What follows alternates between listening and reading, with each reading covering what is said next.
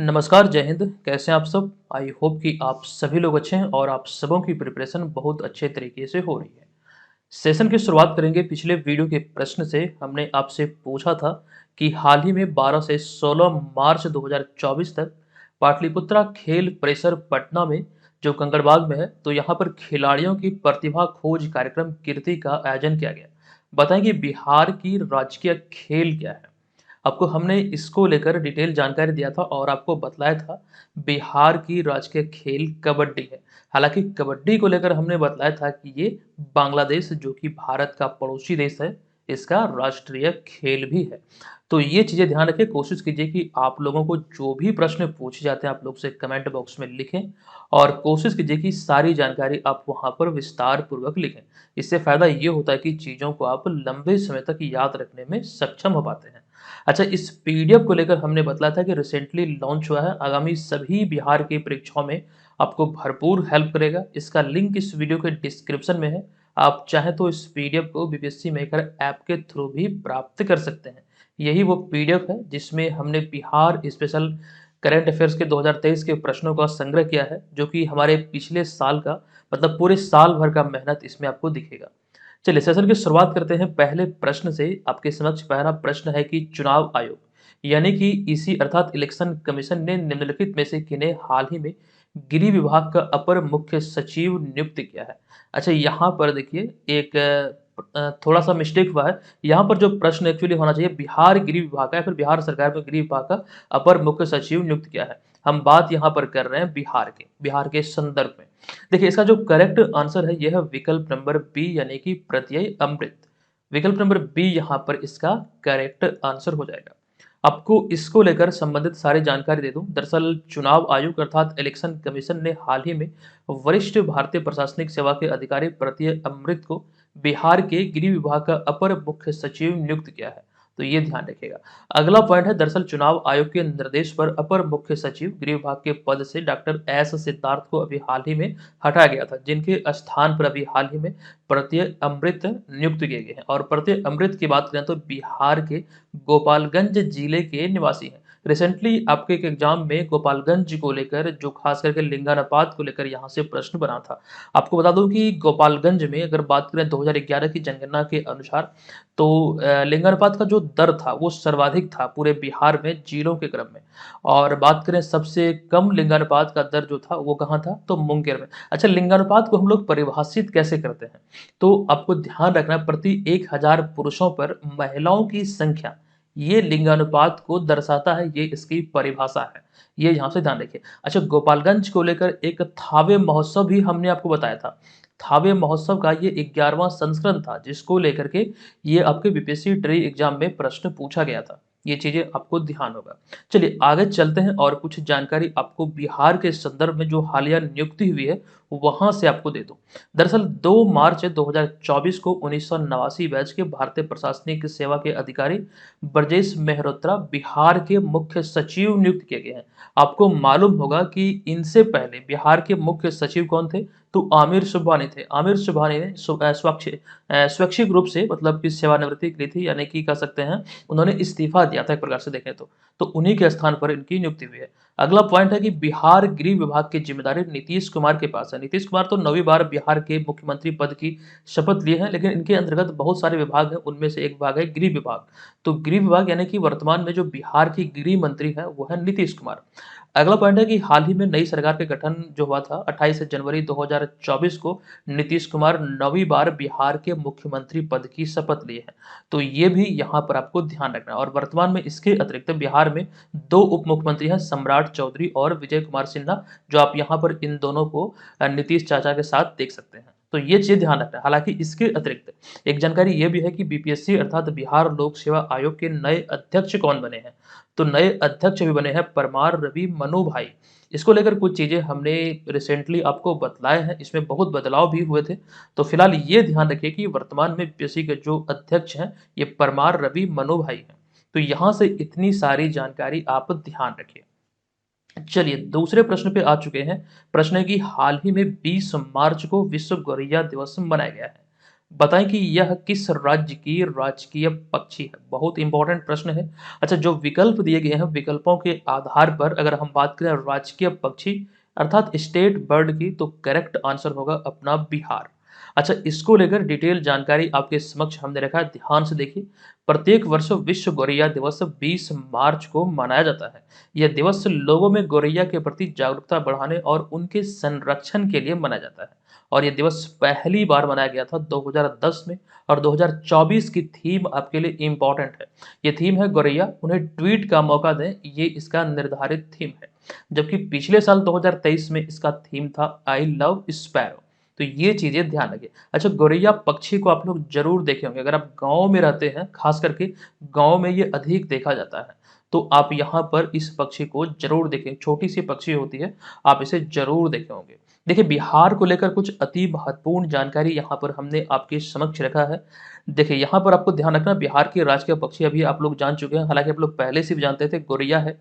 राजकीय पशु बैल, राजकीय वृक्ष पीपल, राजकीय फूल गेंदा। अच्छा, राजकीय फूल को लेकर हमने देखा कि बहुत सारे लोग कंफ्यूज करते हैं। कुछ लोग बोलते हैं कि बिहार का राजकीय फूल है कचनार। तो ध्यान रखिए, अभी वर्तमान स्थिति को देखें तो बिहार का जो राजकीय फूल है वो गेंदा अर्थात मैरी गोल्ड है। अगला पॉइंट है राजकीय जो मछली है बिहार की वो है देसी मांगुर। और अगर हम बात करें राजकीय चिन्ह की, तो दो स्वास्तिक के बीच में बोधि वृक्ष, ये बिहार का राजकीय चिन्ह है। अच्छा, आज है 22 मार्च 2024 और आज है बिहार का स्थापना दिवस। और आज हम लोग सेलिब्रेट कर रहे हैं 112वां स्थापना दिवस, क्योंकि 22 मार्च 1912 को अपना बिहार पश्चिम बंगाल से अलग होकर भारत के 12वें राज्य के रूप में अस्तित्व में आया था। तो बिहार दिवस की यानी कि 112वें बिहार स्थापना दिवस की आप सभी देशवासियों को, बिहार वासियों को ढेर सारी शुभकामनाएं और बधाइयां। ठीक है, आइए अब बिहार को लेकर कुछ और चीजों को हम यहाँ पर देखते हैं, जहां से आपके एग्जाम में प्रश्न अराइज हो सकते हैं। चीजों को एक बार से पुनः हम रिवाइज कर लेते हैं। जो जानकारी अभी हम आपको दे रहे थे कि दो स्वास्तिक के बीच में, जो आप यहाँ पर देख रहे हैं, ये स्वास्तिक है। और दो स्वास्तिक के बीच में जो बौद्धि वृक्ष आप देख रहे हैं, ये बिहार के राजकीय चिन्ह को ही इंगित करता है। और जो अभी हम आपको बतला रहे थे कि 22 मार्च 1912 को पश्चिम बंगाल से अलग होकर अपना बिहार 12वें राज्य के रूप में अस्तित्व में आया था। और 2024 में बिहार का 112वां स्थापना दिवस मनाया जा रहा है। हालांकि यहाँ से कई सारी चीजें निकलकर सामने आएगी, वो हम नेक्स्ट वीडियो में आपको बतलाएंगे। ये चीजें ध्यान रखें। अच्छा, बिहार के मैप की बात करें तो सबसे पहले यहाँ पर हम बात कर लेते हैं बिहार की चौहद्दी की।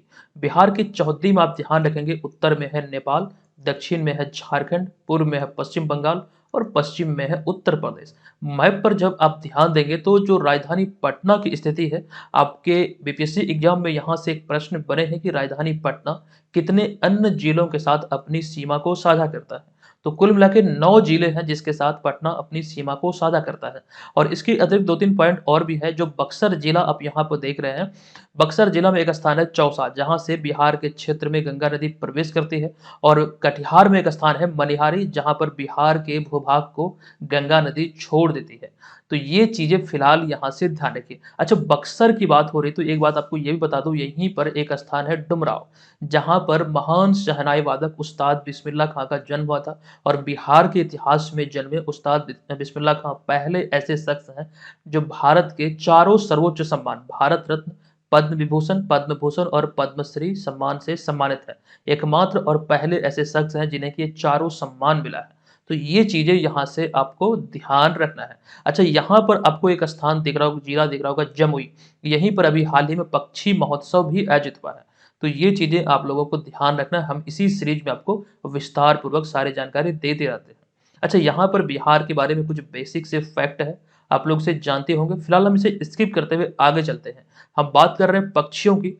तो रिसेंटली जो पक्षी महोत्सव आयोजित हुआ, दूसरा संस्करण, जो अभी हम आपको बतला रहे थे, ये जमुई के नागी पक्षी आश्रयणी में आयोजित किया गया था 17 से 19 फरवरी 2024 को। और हम इसके उद्घाटन की बात करें तो इसका उद्घाटन प्रेम कुमार के द्वारा किया गया, जो कि बिहार सरकार में पर्यटन, पर्यावरण एवं वन एवं जलवायु परिवर्तन मंत्री थे। हालांकि नई सरकार के गठन के बाद पुनः से प्रेम कुमार को यही विभाग दिया गया है। तो वर्तमान में भी ध्यान रखेंगे, पर्यटन, पर्यावरण, वन एवं जलवायु परिवर्तन मंत्री हैं प्रेम कुमार।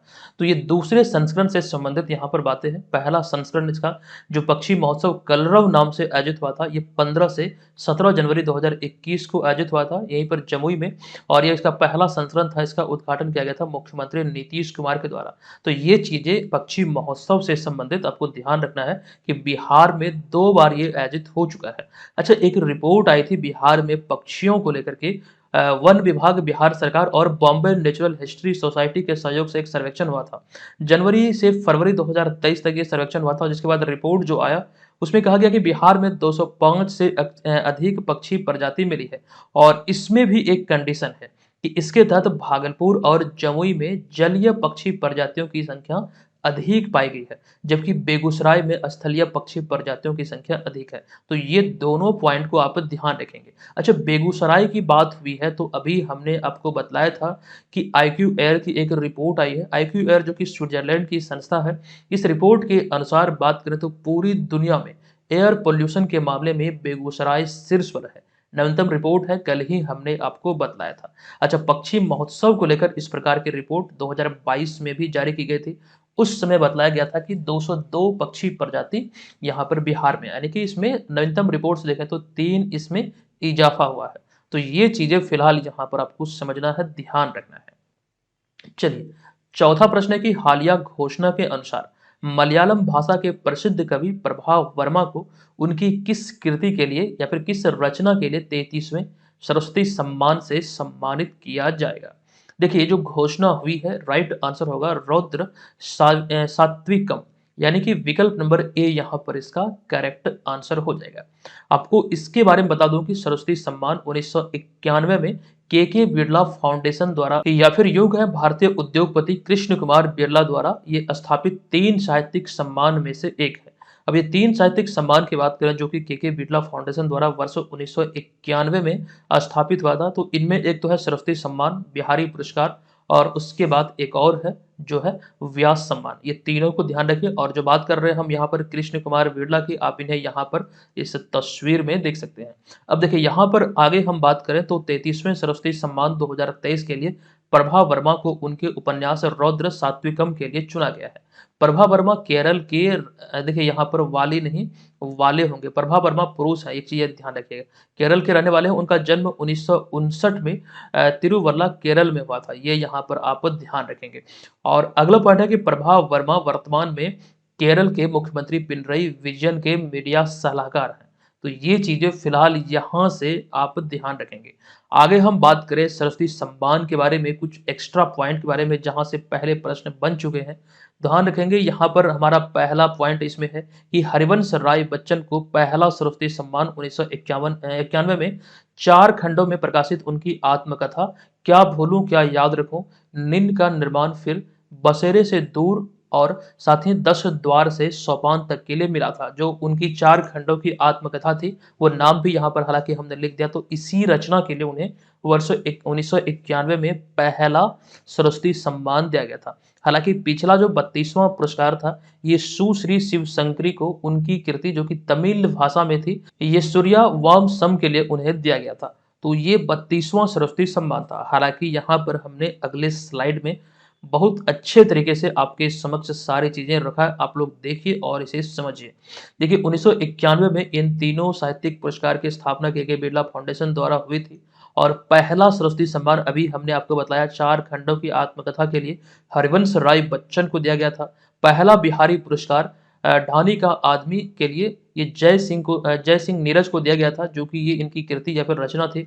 व्यास सम्मान मिला था रामविलास शर्मा को, उनकी रचना भारत के प्राचीन भाषा परिवार और हिंदी के लिए। लेकिन अब यहाँ पर हम इसके नवीनतम संस्करण की बात करें तो जो जानकारी हमारे पास फिलहाल उपलब्ध है उसमें 33वें संस्करण की बात करें तो यहाँ पर आपको ध्यान रखना 2023 के लिए दिया जा रहा है। और सरस्वती सम्मान प्रभा वर्मा जो कि उनकी रचना रौद्र सात्विकम के लिए, और व्यास सम्मान पुष्पा भारती को उनकी रचना यादें यादें और यादें के लिए।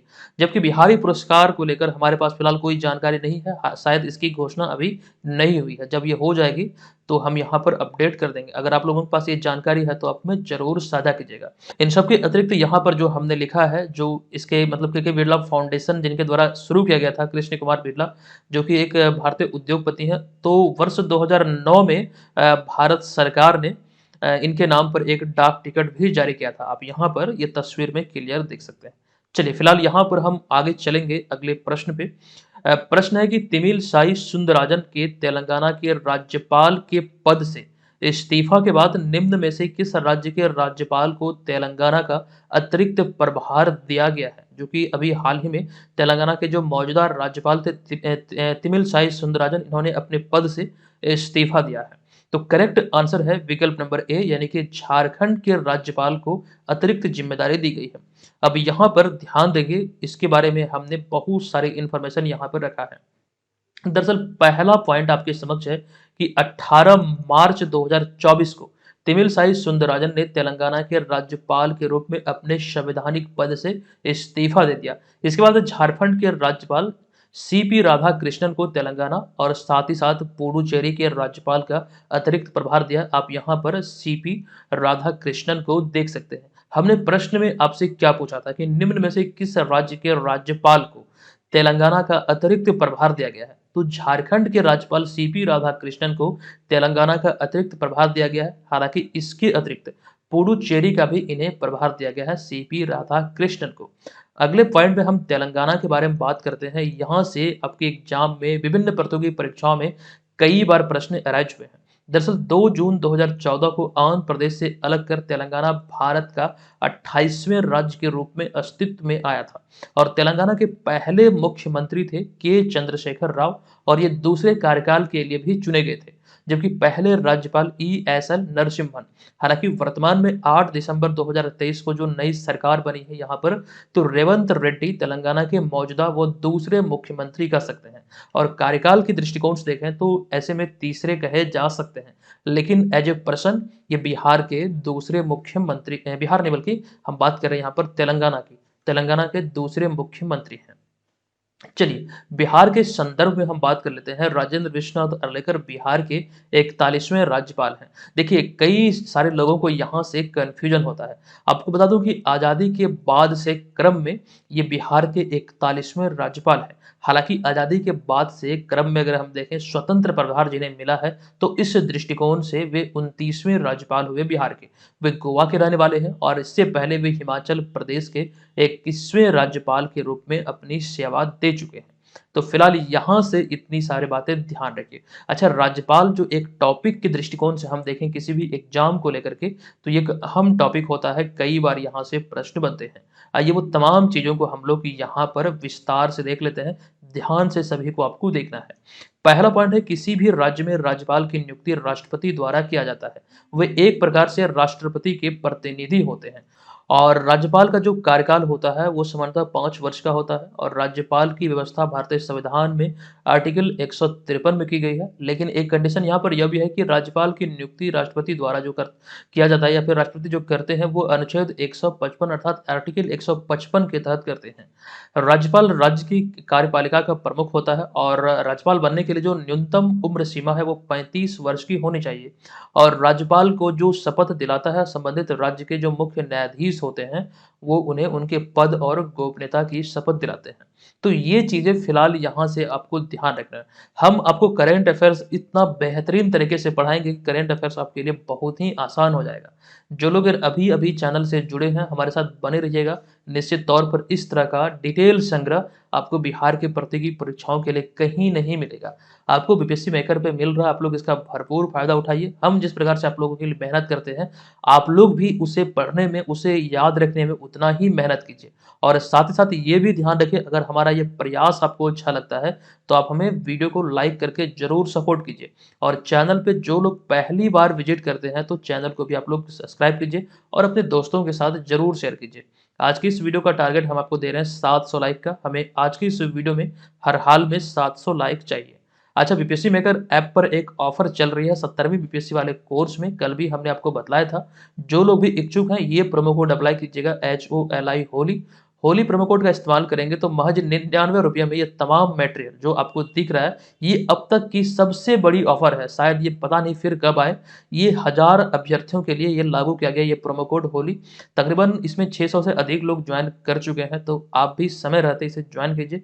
निश्चित तौर पर इसमें हमारे तमाम जो मटेरियल हम आपको दे रहे हैं, इसी में आपका टेस्ट सीरीज आदि सभी चीज़ें, करंट अफेयर्स का course, Bihar GK, previous year paper, ये तमाम चीज़ें आपको इसी में मिलेगा। दोबारा आपको कुछ भी परचेज करने की आवश्यकता नहीं है।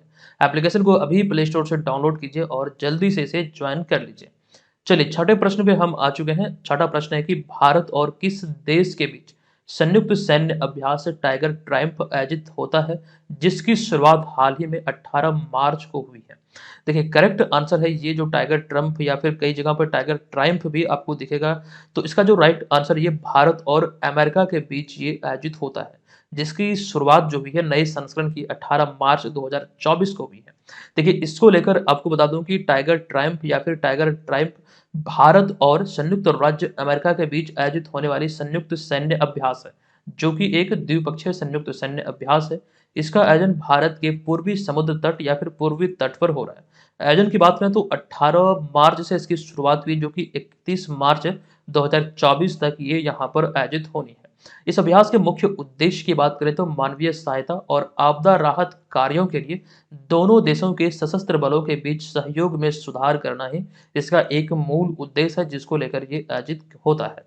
अगला पॉइंट है, इसका पहला चरण 23 से लेकर 21 नवंबर 2019 तक आंध्र प्रदेश के विशाखापत्तनम और काकीनाडा तटों पर किया गया था। ये इसके पहले संस्करण से संबंधित जानकारी है। अच्छा, भारत और अन्य कई देशों के बीच जो द्विपक्षीय अभ्यास आयोजित होते हैं, ये कंप्लीट वो सूची हमने आपको दिया है, आपको ध्यान होगा ये तमाम चीजें आपको याद रखना है। कल हमने आपको बतलाया था अभ्यास लामितीय के बारे में। लामितीय का अर्थ होता है क्या, ये होता है मित्रता। सेशेल्स की जो राष्ट्रीय भाषा है, एक नाम हमने आपको बताया था, नाम मुझे याद नहीं, लेकिन कुल मिला के बात यहाँ पर यह है कि लामितीय का जो अर्थ होता है वो होता है फ्रेंडशिप।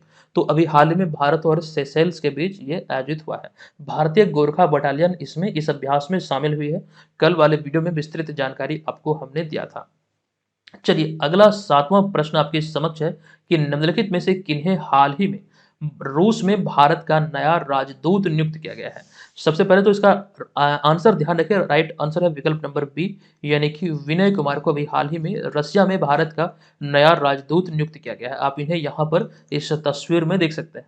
आपको बता दूं कि भारतीय विदेश सेवा के अधिकारी विनय कुमार को 19 मार्च 2024 को रूस में भारत का नया राजदूत नियुक्त किया गया है, और अब तक विनय कुमार म्यांमार में भारत के राजदूत के पद पर कार्यरत थे।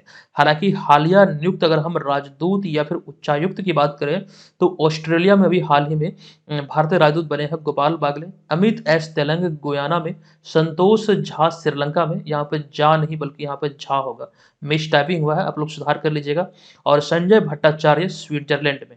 तो ये हालिया नियुक्ति है। अच्छा, एक चीज यहाँ पर आप लोग ध्यान दे रहे होंगे, हमने राजदूत और उच्चायुक्त दोनों शब्द लिखा है। देखिए अगर हम बात करें राजदूत की और उच्चायुक्त की, तो दोनों कहीं ना कहीं एक प्रकार से मिलता जुलता ही नाम है, बस इसका जो इस्तेमाल है वो भिन्न जगहों पर किया जाता है। आइए उसको देखकर समझते हैं। हालांकि हमने पहले भी आपको बतलाया है, इसको देखिएगा तो आप आसानी से चीजों को समझ पाइएगा। दरअसल हम बात करें उच्चायुक्त की, तो ये जो शब्द है किसी भी राष्ट्रमंडल देश में राजदूत के लिए इस्तेमाल किया जाता है, जबकि जो राष्ट्रमंडल देश नहीं है यानी कि बाकी देश जो है, वहां पर राजदूत शब्द का इस्तेमाल किया जाता है। अब सवाल यहाँ पर ये उठता है, हम कैसे पहचाने कि कोई देश राष्ट्रमंडल देश है। दरअसल यहाँ पर आगे हमने लिखा कि राष्ट्रमंडल उन देशों के समूह को कहा जाता जो कभी ना कभी ब्रिटेन से जुड़ा हुआ था। वैसे देश जिनको ब्रिटेन ने कभी अपना गुलाम बनाया हो और कुछ समझौते के तहत उन्हें स्वतंत्रता मिली हो ब्रिटेन से, तो वैसे देशों को कहा जाता है राष्ट्रमंडल देश। अतः अपना भारत भी एक प्रकार से राष्ट्रमंडल देश है। तो राष्ट्रमंडल देशों के लिए जो राजदूत होते हैं उसके लिए उच्चायुक्त शब्द का प्रयोग किया जाता है। तो ये चीजें आप लोग आई होप कि यहाँ पर समझ चुके हैं। ठीक है, चलिए आगे हम यहाँ पर बढ़ेंगे, चलते हैं अगले प्रश्न पे। हमारा आठवां प्रश्न है कि भारतीय पुलिस सेवा के अधिकारी और विवेक सहाय को किस राज्य का नया पुलिस महानिदेशक और महानिरीक्षक नियुक्त किया गया है। अच्छा, यहाँ पर प्रश्न में थोड़ी सी गड़बड़ी है। नियुक्त तो इन्हें किया गया था, लेकिन उसके बाद पुनः से इन्हें इस पद से हटा दिया गया है। तो ये चीज़ भी यहाँ पर हमें ऐड करना चाहिए था, लेकिन फिलहाल ये ध्यान रखिएगा जो करेक्ट आंसर है ये है विकल्प नंबर ए पश्चिम बंगाल। इनकी जो नियुक्ति हुई है 24 घंटे के भीतर ही इन्हें पदमुक्त भी कर दिया गया। अब इस चीज़ को यहाँ पर आप देखेंगे तो अच्छी तरीके से समझ पाएंगे। एक्सप्लेनेशन पे ध्यान दीजिएगा कि चुनाव आयोग ने लोकसभा चुनाव की घोषणा के बाद 19 मार्च 2024 को विवादास्पद पश्चिम बंगाल पुलिस प्रमुख राजीव कुमार को उनके पद से हटाया था और जिसके बाद पश्चिम बंगाल के डीजीपी का प्रभार वरिष्ठ अधिकारी विवेक सहाय को सौंपा गया था। हालांकि भारत निर्वाचन आयोग यानी कि इसके निर्देश के बाद 24 घंटे के भीतर ही 1989 बैच के आईपीएस अधिकारी संजय मुखर्जी को राज्य का नया पुलिस महानिदेशक अर्थात डायरेक्टर जनरल ऑफ पुलिस नियुक्त किया गया। तो कुल मिला के बात यहाँ पर यह है कि पहले राजीव कुमार थे, उसके बाद ये जिम्मेदारी विवेक सहाय को तकरीबन 24 घंटे के लिए सौंपी गई। लेकिन अब जो पश्चिम बंगाल के कह सकते हैं पुलिस महानिदेशक है वो है संजय मुखर्जी और संजय मुखर्जी को आप यहाँ पर तस्वीर में देख सकते हैं। चलिए आगे चलते हैं, हम बात करें बिहार के संदर्भ में तो सीमा सुरक्षा बल में अपर महानिदेशक के पद पर तैनात 1990 बैच के आईपीएस अधिकारी राजविंदर सिंह भट्टी, शॉर्ट में आरएस भट्टी के रूप में हम लोग जानते हैं। तो दिसंबर 2022 में बिहार के नए डीजीपी उन्हें बनाया गया था। डीजीपी अर्थात होता है डायरेक्टर जनरल ऑफ पुलिस या फिर हिंदी में कहें तो पुलिस महानिदेशक। और उन्होंने 1988 बैच के आईपीएस अधिकारी संजीव कुमार सिंघल या फिर यूं कहें एस के सिंघल का स्थान लिया था, जो कि 19 दिसंबर 2022 को सेवानिवृत्त हुए थे। तो कुल मिला के बात यहाँ पर यह है कि वर्तमान में बिहार के जो डीजीपी हैं ये राजविंदर सिंह भट्टी है।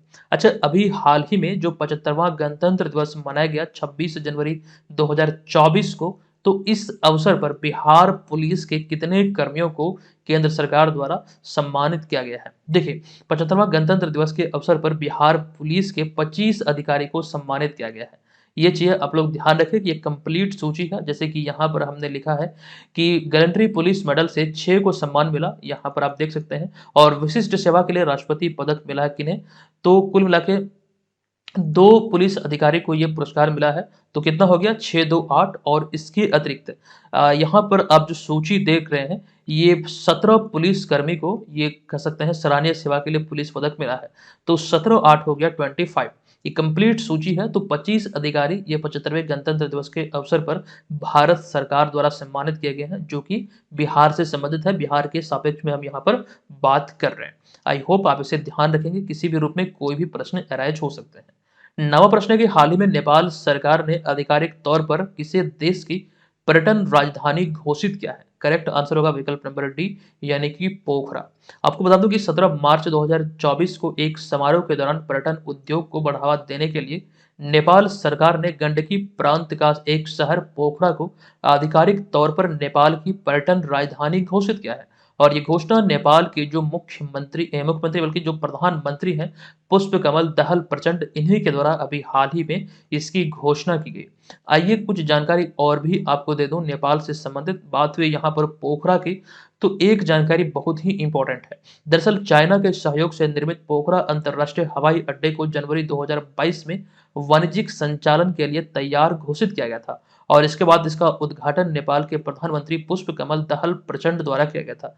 जो आपको यहाँ पर तस्वीर में दिख रहा है पोखरा अंतर्राष्ट्रीय हवाई अड्डा, यही आपको मतलब ध्यान रखना है कि इसकी जो मतलब स्थापना हुई है ये चाइना के सहयोग से इसकी स्थापना की गई थी। और इस प्रकार से देखें तो यह नेपाल का तीसरा अंतर्राष्ट्रीय हवाई अड्डा है, और चाइना द्वारा चाइना के सहयोग से जो इसका निर्माण हुआ है, तो ये चाइना के one belt one road initiative या फिर कह सकते हैं वन बेल्ट वन रोड अभियान के तहत इसका निर्माण यहाँ पर किया गया पोखरा में। तो इतनी सारी बातें कुल मिला के आप यहाँ से ध्यान रखेंगे। 10वां प्रश्न है कि हाल ही में चुनाव आयोग द्वारा किस नाम से एक मोबाइल ऐप लॉन्च किया गया है। तो राइट आंसर होगा नो योर कैंडिडेट। इस नाम से एक मोबाइल एप्लीकेशन अभी चुनाव आयोग द्वारा लॉन्च किया गया है। देखिए आगामी 18वें लोकसभा चुनाव से पहले मुख्य चुनाव आयुक्त राजीव कुमार ने नो योर कैंडिडेट नामक एक नया मोबाइल एप्लीकेशन नियुक्त किया है। ये यहाँ पर ध्यान रखिए, और यह मोबाइल ऐप मतदाताओं यानी कि वोटर्स को यह पता लगाने में सक्षम करेगा कि उनके निर्वाचन क्षेत्र में किसी चुनावी उम्मीदवार का कोई आपराधिक रिकॉर्ड है या फिर नहीं। तो ये यहाँ पर ध्यान रखिए, इसीलिए अभी हाल ही में इसकी शुरुआत की गई है। अच्छा, यहाँ पर जो हम बात कर रहे हैं भारत के मुख्य चुनाव आयुक्त की, तो ये है राजीव कुमार। हालांकि चुनाव आयुक्त की बात करें तो ज्ञानेश कुमार और सुखवीर सिंह अभी हाल ही में 2 नए चुनाव आयुक्त भी बने हैं। मतलब ये नई नियुक्ति हुई है, जो इस पद पर थे उन्हें हटाकर इस पद पर पहले कौन थे वो भी हमने आपको बतलाया था। आपको ध्यान होगा हमने बताया था कि इसमें जो नियुक्ति हुई उन्होंने अनूप चंद्र पांडे और अरुण गोयल का स्थान लिया है। तो इन दोनों नामों को भी आपको ध्यान रखना है, ये 2 नाम है ज्ञानेश कुमार और सुखबीर सिंह संधू। चलिए अब यहाँ पर हम आगे चलेंगे, अगले पॉइंट को हम देख लेते हैं। हमारा अगला पॉइंट चुनाव आयोग से ही संबंधित है। ये चीजें हमने कल भी आपको बतलाया था कि मतदान के प्रति लोगों को जागरूक करने के लिए निर्वाचन आयोग ने हाल ही में पैरा तीरंदाज और अर्जुन पुरस्कार से सम्मानित शीतल देवी को राष्ट्रीय दिव्यांग जन आइकन घोषित किया था। और 2024 में जो लोकसभा चुनाव होना है 16 मार्च 2024 को, ये चुनाव की तारीखों का ऐलान किया गया। 543 सीटों के लिए चुनाव 7 फेज में आयोजित होगा। ये 19 अप्रैल को पहला और 1 जून 2024 को ये आखिरी मतलब चरण इसका आयोजित होगा। और चुनाव का जो परिणाम है वो 4 जून 2024 को जारी किया जाएगा। अच्छा, चुनाव आयोग की बात हुई है तो चुनाव आयोग या फिर भारतीय निर्वाचन आयोग एक स्वतंत्र और स्थानीय संवैधानिक निकाय है। इसका वर्णन संविधान के आर्टिकल 324 से 329 के बीच किया गया है। और बात करें भारत निर्वाचन आयोग की तो इसकी स्थापना 25 जनवरी 1950 को हुआ था। और इसमें एक अहम पॉइंट है कि 2001 में आयोग ने अपनी स्वर्ण जयंती मनाई थी, यानी कि 50 वर्ष जो पूरा हुआ था। इस अवसर पर जो गोल्डन जुबली मनाया जाता है ये सेलिब्रेट किया गया था। तो ये चीजें यहाँ पर आपको ध्यान रखना है। चलिए अगला पॉइंट है कि व्लादिमीर पुतिन रूसी राष्ट्रपति चुनाव में जीत के बाद हाल ही में कौन सी बार राष्ट्रपति बने हैं रूस के। तो करेक्ट आंसर होगा विकल्प नंबर सी, ये 5वीं बार है। 5वीं कार्यकाल के लिए वे रूस के राष्ट्रपति चुने गए हैं। आप ये ध्यान रखेंगे कि रूस में जो राष्ट्रपति चुनाव हुआ था, चुनाव में एक प्रकार से बहुत अधिक बहुमत के साथ 87.8% वोट हासिल कर व्लादिमीर पुतिन 5वीं बार रूस के राष्ट्रपति बने हैं। आप यहाँ पर इन्हें इस तस्वीर में देख सकते हैं। फिलहाल यही जानकारी यहाँ पर ध्यान रखिए। एक एक्स्ट्रा फैक्ट हमने यहाँ पर आपको दिया है कि रूसी राष्ट्रपति व्लादिमीर पुतिन ने 24 जुलाई 2000 यहाँ पर देखिए 2023 होगा, यहाँ पे मिस टाइपिंग हुआ है थोड़ा सा, ये जो इमेज लगाया है वो थोड़ा डक गया है, तो 2023 होगा। आप लोग ध्यान रखिएगा, 2023 में जानकारी हमने आपको दिया था। ये कानून पर इन्होंने हस्ताक्षर करते हुए देश में एलजीबीटीक्यू समुदाय को समलैंगिक विवाह या फिर लिंग बदलकर शादी करने पर प्रतिबंध लगाया था। यहाँ पर देखिए एक शब्द हमने प्रयोग किया, समलैंगिक विवाह। समलैंगिक विवाह में बहुत प्रकार के मतलब कैटेगरी इसमें शामिल है, तो इसके लिए एक प्रकार का शब्द प्रयोग किया जाता है LGBTQ+। देखिए इसमें आई होप कि आप समझ रहे होंगे LGBTQ का जो अर्थ होता है, जो पूरा नाम होता है, जैसे यहाँ पे देखिए लिखा गया LGBTQ, तो लेस्बियन, गे, बाइसेक्सुअल, ट्रांसजेंडर, ये सभी जो मतलब समुदाय हैं इन सभी को इसी में शामिल किया गया है। तो ये समलैंगिक विवाह यानी कि समान लिंग के बीच जो विवाह होता है उसे ही समलैंगिक विवाह कहा जाता है। और इन लोगों का, इस तरह की मानसिकता वाले लोगों का एक नारा भी है, लव इज लव, यानी कि प्यार प्यार है, वो किसी से भी हो सकता है। आप यहाँ पर देख सकते हैं। ठीक है, मैं इस पर टिप्पणी नहीं करूंगा। फिलहाल इसको अभी हाल ही में प्रतिबंधित किया था किसने, तो रूसी राष्ट्रपति व्लादिमीर पुतिन ने। हालांकि कई सारे देश हैं, खास करके उनमें अफ्रीकी देशों की बात करें तो इसे संवैधानिक मान्यता भी प्राप्त है समलैंगिक विवाह को, लेकिन कई ऐसे देश हैं जहां पर यह प्रतिबंधित भी है। चलिए अगला प्रश्न है कि भारत निर्वाचन आयोग ने हाल ही में किस राज्य में मिशन 414 अभियान शुरू किया है। तो करेक्ट आंसर होगा यहाँ पर इसकी शुरुआत अभी हाल ही में हिमाचल प्रदेश में किया गया है। विकल्प नंबर सी यहाँ पर इसका करेक्ट आंसर होगा। आपको बता दूं कि भारतीय चुनाव आयोग ने हिमाचल प्रदेश में 414 मतदान केंद्रों पर अधिकतम मतदान के लिए एक विशेष अभियान मिशन 414 शुरू किया है, जहां पर पिछले लोकसभा चुनाव में 60% से भी कम मतदान हुआ था।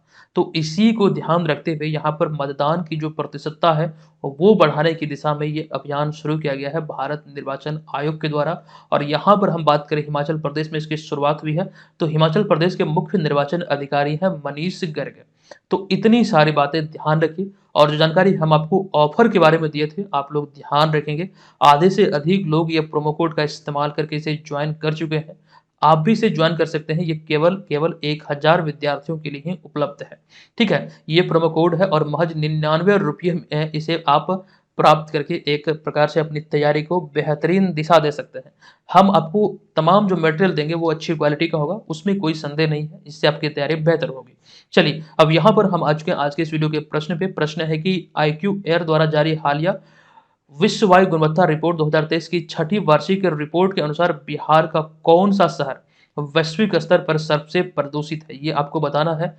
और आपको ये भी बताना है कि कौन-सा देश यानी कि टॉप 3 में कौन-कौन से देश हैं जो कि सबसे अधिक प्रदूषित है। ये सभी जानकारी हमने आपको दिया है, आप लोग कमेंट बॉक्स में जाइए, वहाँ पर लिखिए इसका राइट आंसर क्या होगा। चलिए मिलते हैं नेक्स्ट वीडियो में, आपको ये हमारा प्रयास कैसा लगा आप लोग कमेंट करके ज़रूर बताइएगा।